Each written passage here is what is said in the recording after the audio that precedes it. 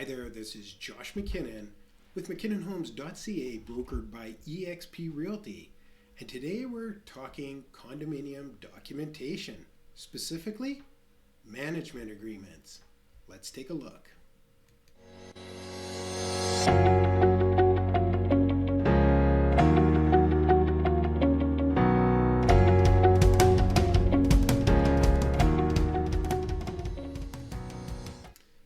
All right, as you may already know, not all condos are created equally, and not all management companies are either. So, why do we hire management companies? Why don't we just manage it ourselves? Well, that does happen in Edmonton for sure. And we will get into a little bit of that during this session as well. So, why don't I show you what a management agreement is and why we should take a look at it? All right, before purchasing, this is one of the documents that we do get a chance to look at. So you can see here, this example is Aspen Place Corporation or condominium. And it's the company that manages is AIM Real Estate. So this is a contract. We get to look at it because you're thinking of moving in there, and guess what? You're part owner of this contract too, right? So in here it talks about all the things that AIM Real Estate is willing to do, and they're also talking about how they will go about doing things, who they will hire, what does it cost. Well, that's kind of an interesting one. Let's take a look here. We're scrolling, lots of writing. Oh boy. You know what?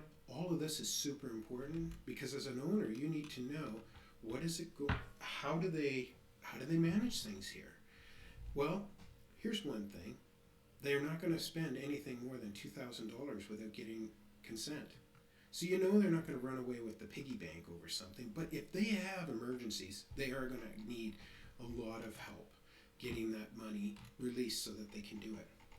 But here's something important. The monthly fee is $775. That's for the entire corporation. And in this case, there are 25 units in this building. So it's actually a really good bargain in my mind. Plus, they also charge a little bit for photocopying and some administration. And it's not perfect. They're going to need a little extra here and there. But as a rule of thumb, that's the way it is. Check this out. Emergency call, $150 an hour. Wow. Better be an emergency. And the point of it is that before you become an owner in a property, you need to know, is this thing managed or am I part of the management? So this is where I like to talk a little bit about self-managing. There are some that have self-managed and some that are successfully doing it and have done it for years. I can think of a few and one of them in particular, where you actually got to take your turn cutting grass.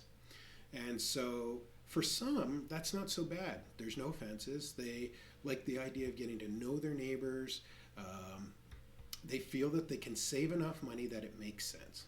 But really, what happens with self-managing is there's normally a key person or two. And if they sell, everyone's like, I can't do the managing. We had a client who, when he purchased his property, it was fully managed. And then during the time that he was there, it went self-managed. And then that person ended up selling because the condo fee was low. And that person did almost everything in that building, including, I kid you not, cleaning floors, cleaning the elevator. Yeah, it was a little crazy. And when that person left, guess what? Nobody wanted to take that job because pretty much they did it for nothing. They were an accountant. They were cheap. They knew how to squeeze pennies. But when they left, they had to go back to management. And that cost them a lot of money because now you got to get the management company up to speed on what the building's about and who the people are that live there and how they want it managed. So it can work out really good. But most of the time, I like to see buyers purchase properties that have management companies already in place so that you don't have to step up and do things that you're not prepared to do at that point? Well, that's Management Contracts 101.